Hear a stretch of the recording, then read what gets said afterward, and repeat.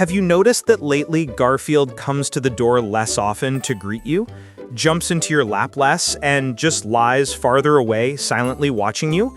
Very likely, that's not his personality changing, but the result of 10 very small habits you repeat every single day.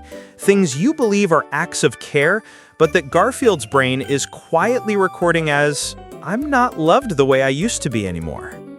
In the next parts, we'll go straight into those 10 unintentional crimes, each behavior, why in a cat's brain it feels like a rejection, and how you can turn them into new rituals of love with just a few small changes each day.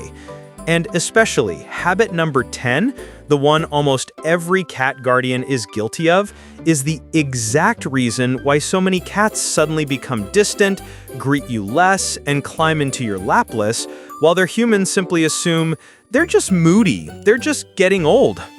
If you're living with a cat and truly want to know where you might be unintentionally hurting them, hit like, share this video, and subscribe to the channel right now. Not just to support for fun, but to belong to a community of cat guardians who want to love the right way, with real science, and in a way that matches what a cat actually needs.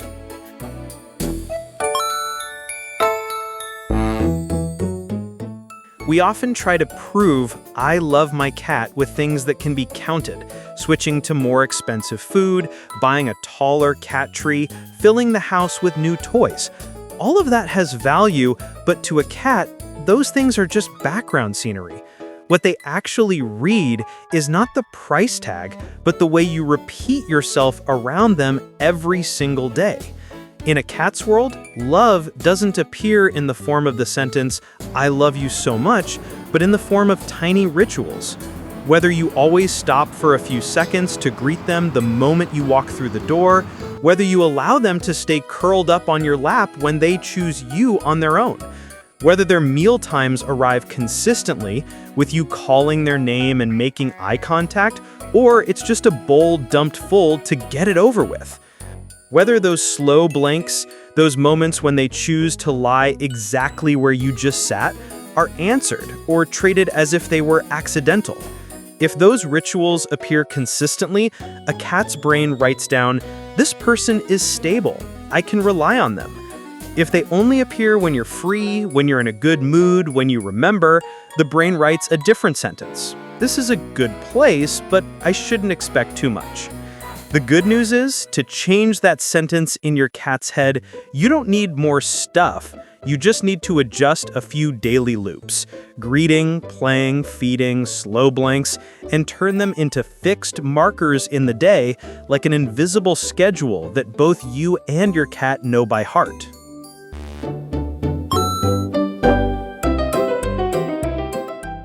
Behavior 1. Skipping the greeting at the door. Every afternoon, the sound of the key turning makes Luna spring up from the couch. She runs into the hallway, tail straight up, the hi mom posture many kittens keep all the way into adulthood, eyes wide, letting out a little trill reserved just for you. That's the moment her brain links this smell, these footsteps equals my person, my safe place. But you're carrying bags, your head still stuck in work, and you walk right past her into the house without even stopping for a few seconds. No eye contact, no hand reaching out, no greeting. Repeated often enough, her brain can't think, "They're just busy today." It only learns one simple thing: whether I run out or not, it's the same.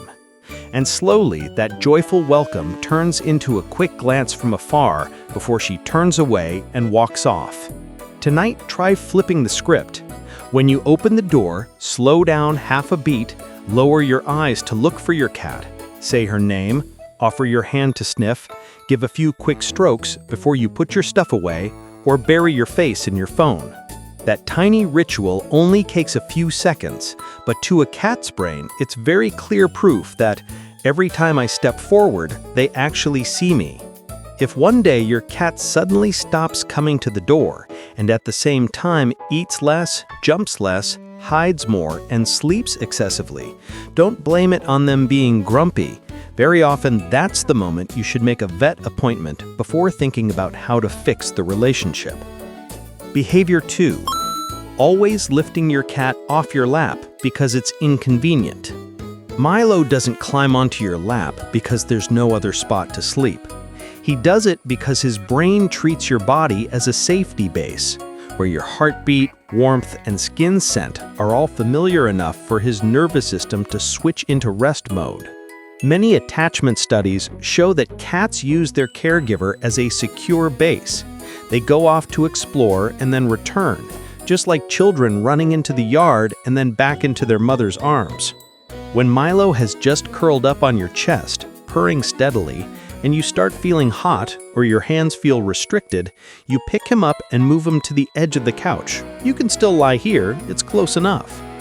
You feel that's reasonable, but for him, every time he's moved off your lap becomes a tiny tally mark. That spot is not always open.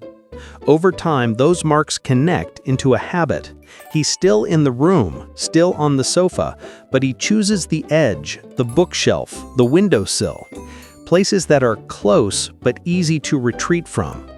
You think he's become less clingy, when in reality, he's just less willing to invest his full sense of safety in your body. Tonight, try doing the opposite.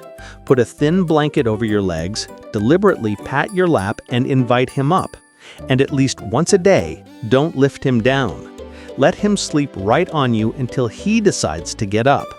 When you really have to move, pick Milo up and shift him to a spot right next to your hip, and as you set him down, give a few more strokes so he understands we're changing position, not pushing you away.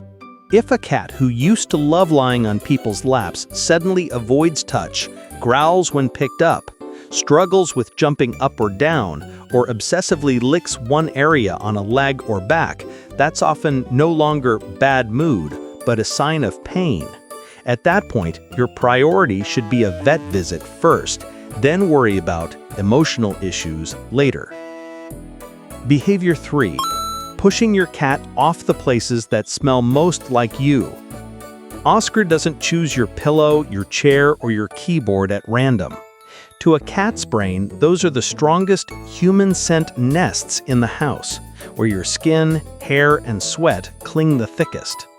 When he climbs onto the pillow you just lay on, curls up in the exact dip you left on the sofa, or casually parks his butt on a warm keyboard, he's doing what many social animals do in a group, mixing his scent with yours to create a shared smell that says we're on the same team.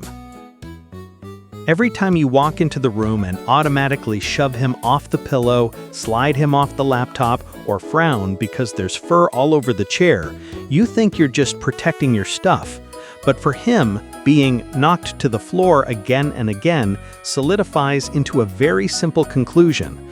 My scent isn't allowed to stay with theirs. So gradually, Oscar stops taking over those spots that used to be rich with your smell and chooses the edge of the bed, the corner of the room, places that are near but still far enough away. And you only notice that he seems more distant than before. Fixing this doesn't require sacrificing cleanliness, just changing how you say no. Put a thin towel or blanket over the area you usually sit on and accept that as the shared seat. Place a small bed right next to your pillow or beside your keyboard and always move Oscar there instead of dropping him straight onto the floor. And as you place him down, pet him so he understands this is the spot we've both signed off on. Now and then, deliberately let him sleep on your pillow for a while before you change the pillowcase, so that little brain of his gets to record that this human-scented area is still shared space, not a forbidden zone. If one day he suddenly abandons all the places he used to love, hides more, constantly changing sleeping spots, and this comes with signs of stress, over-grooming, or litter box issues, it's often no longer just about liking things clean. That's the moment to think about a vet or a behavior professional before you casually label him as difficult. Behavior 4. Closing doors like slamming a world shut. You walk into the bathroom, bedroom, or home office, shut the door with a click, and that's that. To you, it's privacy. To Travis, it's the moment both his territory and his safety base disappear behind a wooden panel. He runs after you right up to the threshold, reaches a paw under the gap, taps his claws against the floor, meows a few times as if to call and ask, "Where did you go?" Cats patrol with their eyes and their nose. When a familiar room and you are both blocked off at the same time, his brain can't reason, they're busy. He only feels one thing: I've been left outside.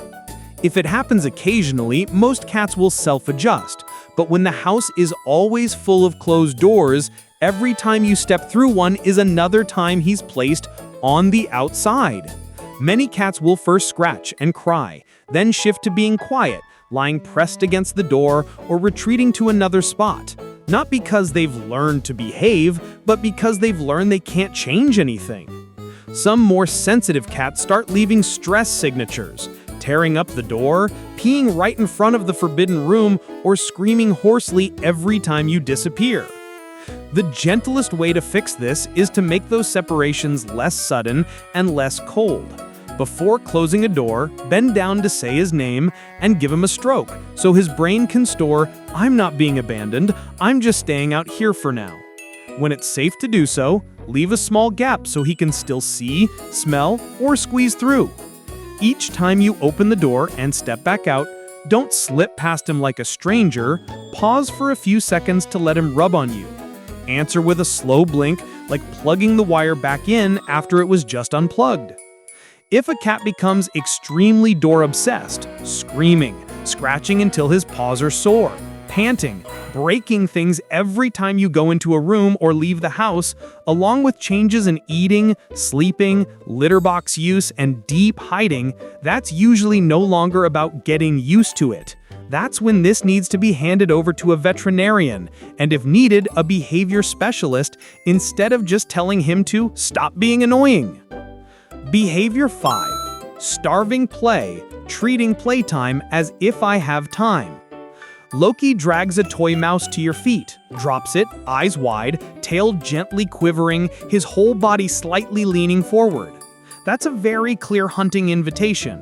Inside his brain, the sequence of stalk, chase, pounce, bite is lighting up, just like his ancestors in the wild, except the prey is now an old toy.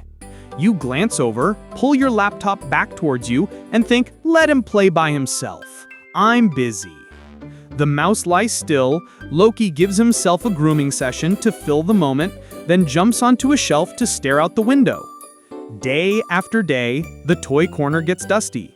The wand toy is tossed aside, and you get used to a cat who is good, doesn't demand play, when in reality, there's a nervous system being compressed with no outlet. Predatory energy doesn't just disappear. It either turns into destroying things, ankle biting, attacking hands, or flips to shut down, sleeping endlessly, reacting blandly to everything. Playing with your cat is not a bonus. It's how you let his brain do what it was evolved to do. Tonight, just turn off your screen 10 minutes earlier, pick up the wand toy, let Loki stalk behind the chair, race around the room, pounce once or twice with real satisfaction, and finish by actually catching the prey and getting a few treats. You'll see a difference right away. He'll be less destructive, sleep more deeply, and look at you as a hunting partner instead of just a food dispenser. If a cat who once loved to play suddenly stops playing, turns away from toys, and this comes with lethargy, unusual breathing, weight loss, or abnormal eating and drinking, that's usually no longer about bored of toys, but a sign of illness. At that point, what he needs first is a vet visit, not a new toy. Behavior 6. Feeding like pumping gas on your random schedule. Your body can handle eat when hungry, skip when busy, but for Garfield, meals are the axis that anchors his whole day. When it's time in his inner clock, hunger hormones rise, his stomach contracts, he starts circling his bowl, looking towards you, meowing a couple of times as if to call and ask, "Where did you go?" Some days he gets fed on time. Other days, the meal is delayed for hours, and some days you forget completely, then dump in a big eat whenever portion. To a cat's brain, this lifeline becomes unpredictable. Behavior studies show that in most cases, cats who are fed at roughly consistent times show fewer signs of stress and are more sociable.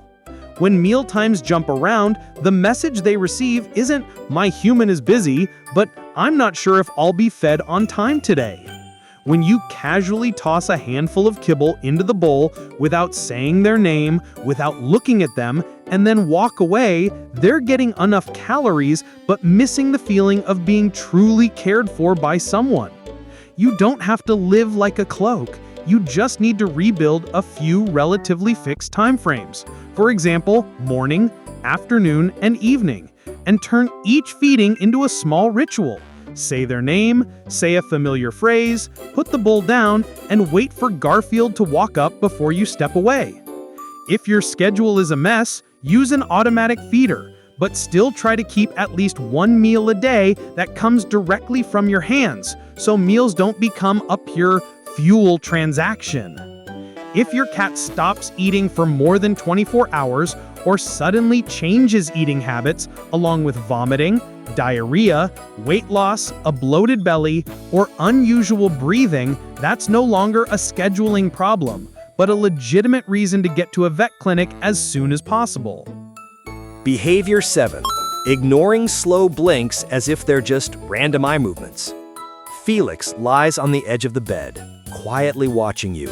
After a while, his gaze softens, eyelids lowering slowly, holding for a beat, then opening again. Not a random blink, but a hug with his eyes. In the cat world, this is how many of them say, "I feel safe with you here. I don't have to keep watch on you." To dare to close his eyes in front of you for a few seconds, his brain has to temporarily switch off its vigilance mode, something evolution has programmed to always stay on. When you glance over and then immediately look back at your screen again and again, Felix can't interpret that as they must be busy. He simply thinks there's no point sending the signal. Over time, the slow blinks become less frequent, and his eyes look more indifferent, simply because that channel of communication isn't useful anymore. This one is incredibly easy to fix. Whenever you catch your cat looking at you, try relaxing your face, closing your eyes slowly, holding for a beat, then opening them softly, exactly like a slow blink. Many cats will exhale, drop their head, or turn away in a much more relaxed posture. To their brains, you've just spoken back in their own language. "I trust you too." If a cat who used to look at you often and slow blink a lot suddenly avoids eye contact completely, turns away the moment you look at them, and this comes with hiding, reduced appetite, changing sleeping spots, and a stiff, tense body, then the problem usually goes beyond hurt feelings and may be pain or serious stress. That's when it's best to present the full set of changes to your veterinarian. Behavior 8. Forcing baths and grooming so they smell clean by human standards. To you, a cat is a fur ball on the bed, so they must smell like shampoo to be considered clean. To Leo, his coat is armor, and his body scent is what safety feels like.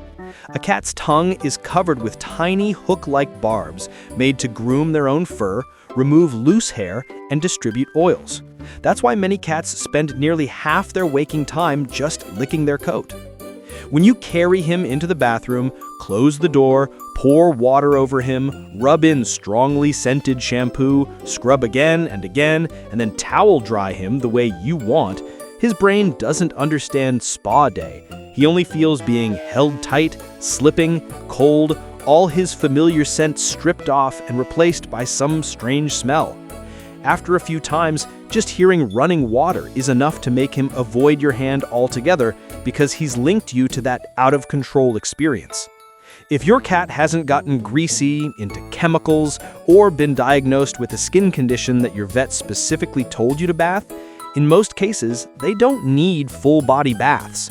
What you perceive as kind of smelly is usually just your nose being unused to cat scent, while that very smell is what makes them feel like this is really me. The safest approach is to let them handle their own coat and only support them with a damp cloth or pet-safe wipes for areas they can't easily reach, stroking with the fur, using a light hand, and not swapping out their natural body odor for something strong and artificial. If you absolutely must bathe, use warm water, work quickly, use products made for cats, prepare warm towels and a dry hideaway spot ahead of time, and keep your voice calm and your hands familiar so the experience feels less like an accident. If you notice your cat starting to hide from you, growl when you approach, or dive under the bed whenever he hears you raise your voice, along with other stress signs like over-grooming, changes in eating, sleeping, or litter box habits, that's the time to stop all punishment and take the whole story to a vet or a behavior specialist before the relationship between you cracks for good. Behavior 9. Using scolding and punishment to teach them a lesson. Simba scratches the sofa, you jump up, shout, "Hey!" clap loudly, or grab a spray bottle and shoot water straight at him. He startles, back arched, eyes wide, ears flattened to his head, heart racing. Next time, in the exact same situation, he still scratches, but he'll wait until your back is turned, or he'll switch to biting hands, wrecking curtains, or peeing somewhere else. A cat's brain does not connect that scolding with any moral concept like this is wrong. It only learns 3 things. That behavior comes with a scary noise, that this human is unpredictable, and that anytime he's near you, it can suddenly turn into an accident.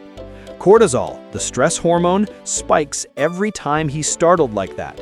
And over time, you're left with a cat who looks at you with wary eyes, ready to flee or defend himself, not a cat who understands the couch is off limits. Instead of teaching a lesson through fear, teach him where scratching is allowed. Get a sturdy scratching post that's tall enough placed right along his normal path. Every time Simba moves toward the sofa, gently block him, guide him to the post, scratch on it yourself a few times as a demo, quietly praise and reward him when he uses the right spot. At the same time, temporarily cover the sofa area he loves to scratch with something like thick fabric, double-sided tape, or furniture cover, so he gets bored with that texture altogether. When you need to stop a dangerous behavior, like jumping on a hot stove, climbing into the washing machine, use your voice, toys, or closed doors, not your hands to hit, shove, or spray directly into his face. If you notice your cat starting to hide from you, growl when you approach, or dive under the bed whenever he hears you raise your voice, along with other stress signs like over-grooming, changes in eating, sleeping, or litter box habits, that's the time to stop all punishment and take the whole story to a vet or a behavior specialist before the relationship between you cracks for good. Behavior 10. Slapping the label, "That's just their personality, they're old," on signs of pain and stress. Pumpkin used to be the first one to rocket up onto the wardrobe, chase the wand toy like crazy, and curl up on your lap every night. In the past few months, he stopped jumping high, sleeps more, lies flat on the floor, runs less, plays less. You sigh, "He's old now, slowing down is normal." Tiger has always been perfect with the litter box, but suddenly he pees right in front of the bathroom, sometimes hides under the bed, and his whole body tenses when you touch his back. You say, "He's being spiteful, he's acting out, that's just his weird personality." From the cat side, those are often the only ways to say, "I'm in pain," or "something feels very wrong inside." As a small predator who is also prey for many other species, cats evolved to hide pain extremely well. In nature, any animal that shows obvious weakness quickly becomes someone else's meal. Instead of crying, most cats switch channels into behavioral changes, jumping less, changing sleeping spots, changing how they use the litter box, greeting less, playing less, grooming less, or grooming so much that they strip the fur from one area. Their brain is trying to reduce movement, avoid contact, and search for safety, while humans translate it as moody, picky, acting strange. A safer way to think is to treat every clear change in personality as a medical question first, and only then as an attitude issue. If you see a cat suddenly stop greeting you at the door, stop climbing onto your lap like before, quit playing, have trouble jumping, go up and down stairs slowly, switch sleeping spots to more hidden places, miss the litter box, vocalize strangely, eat less or drink much more than usual, lose or gain weight quickly, that's not the right time to say, "That's just how they are." That's the time to gather all those changes into a little logbook and take it with you to the vet. Sometimes a single set of blood work, a look at their teeth and joints and urinary tract, an abdominal ultrasound can buy them years of more comfortable life.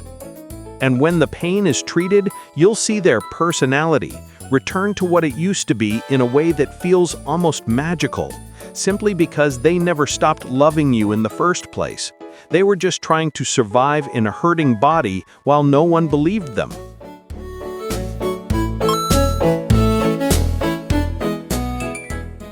If we strip away all the stories like, they're sulking, they're being snobby, that's just their personality, a cat's brain mostly revolves around two things: finding a safe base to cling to and staying alive. When small rituals are repeated consistently, the greeting at the door, roughly predictable meal times, a few minutes of hunting play each day, one or two slow blinks that get answered, their brain files you under safe base. Next to you, they dare to jump, dare to sleep deeply, dare to turn their back, dare to close their eyes. In contrast, when those anchor points are on and off, ignored or paired with yelling, slamming doors, and random meal times, the alert system turns up. Cortisol doesn't have to explode. A low, constant trickle over time is enough to turn a calm cat into a creature that's always on guard. What makes everything harder is that cats rarely speak loudly when something is wrong. Pain, discomfort, stress usually don't come out as sound, but take the long way around through behavior. Suddenly jumping less, changing sleeping spots, quitting play, missing the litter box, grooming far too little or far too much, avoiding your eyes, avoiding your hands. That's how a species that is both hunter and prey hides its weaknesses, not being dramatic or having an attitude. If there is one sentence to remember, it's this: a cat's brain records whatever is repeated around them.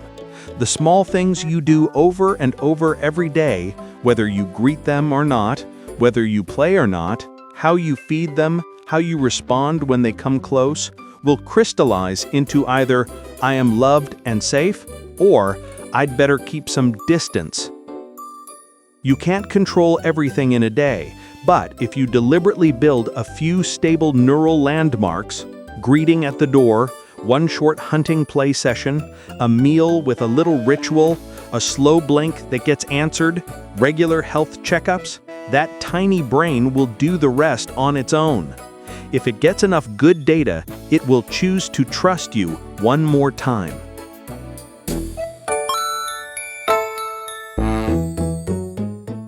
Throughout this whole piece, you've probably noticed one thing very clearly. Most mistakes with cats don't come from malice, but from a few familiar-sounding beliefs that are just a bit off. We grow up thinking, cats are independent, they don't need us like dogs do. In reality, the attachment system in a cat's brain works very much like that of a cautious child. They pick a few safe bases and orbit around them all day. You coming home, the door opening, your lap, the pillow that smells like you, meal times, playtime, the slow blink, all of these are neural landmarks. When those landmarks are stable, they truly live independent but at ease. When those landmarks flicker on and off, they become independent because they don't dare to rely. We also like to reassure ourselves, as long as I feed them enough and buy good stuff, that's enough. But money only buys the setting: food, toys, space. The feeling of being loved inside a cat's head is built from things no one sells. 5 seconds to greet them at the door, one full nap on your body, one short hunting play session each evening, one slow blink answered, one time you choose to take them to the vet instead of slapping on the label, "That's just how they are." And perhaps the most dangerous sentence of all is, "They're not crying, so they must be fine." Cats have evolved to be silent when they're in pain, silent when they're weak. Their voice is saved for other things, calling you, asking for food, asking for a door to be opened. When you start noticing their personality changing, greeting less, climbing onto your lap less, jumping less, playing less, changing sleeping spots, missing the litter box, very often that's not a mood. That's their body and nervous system raising a hand for attention. If we boil it all down into a checklist to stick on the fridge starting today, it would be greet them back every time they come to the door. Let them be a real body pillow on you at least a few times a week. Allow them to share the places that smell strongly like you by creating a shared zone instead of pushing them straight onto the floor. Don't turn the door into a cold wall. Close it if you must, but always with a little "excuse me" and "reconnect" moment. Treat play as a basic need, not a luxury for days when you're free. Keep mealtimes relatively consistent and ritualized instead of tossing kibble like pumping gas. Answer their slow blinks. It's the fastest way to say, "I trust you too." Respect their coat and natural scent. Only intervene heavily when it's truly necessary and guided. Drop punishment through fear entirely. Teach them with the environment and by giving them the right choices. And finally, treat every clear change in personality as a reason to see the vet before you label it as a bad habit. If you only manage to start with 3 of these, things will already be very different. The rest, a cat's brain will do by itself.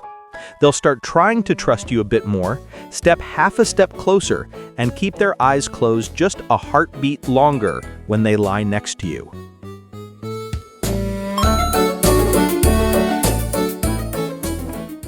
Tonight, before you go to bed, try turning off your screen, sit down, and look at the cat in your home as if you were meeting them for the very first time. A creature not even as tall as your knee, living their entire life in a few rooms with no idea what money is, no understanding of deadlines, unable to read a single word you write, and yet using everything they have to believe, "When I'm near this person, I'm safe." Every time you greet or ignore them at the door, let them sleep fully on your lap or lift them off.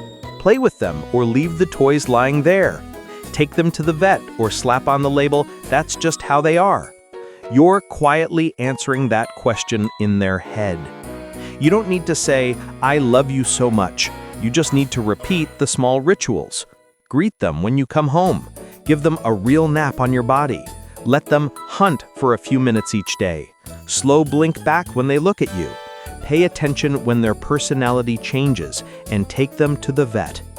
A cat's brain doesn't understand promises, but it believes in what is repeated. If this video made you think of a tail that doesn't stand as tall as it used to, a greeting that's not as enthusiastic, a lap that's been missing a tiny, very familiar body, then tonight is the best time to start fixing things. Not with words, but with actions. If you want other cat guardians to avoid unintentionally hurting their cats in the same way, please hit like, share, and subscribe. Not for the channel, but for the cats lying somewhere in their homes right now, quietly wondering, "I don't know, do they still love me the way they used to?" Just a gentle reminder, our team has a veterinarian working alongside us. If your cat shows any strange signs or worrying symptoms, leave a comment below. We'll take a look and support you as soon as we can. In an emergency, please take your cat to a clinic right away.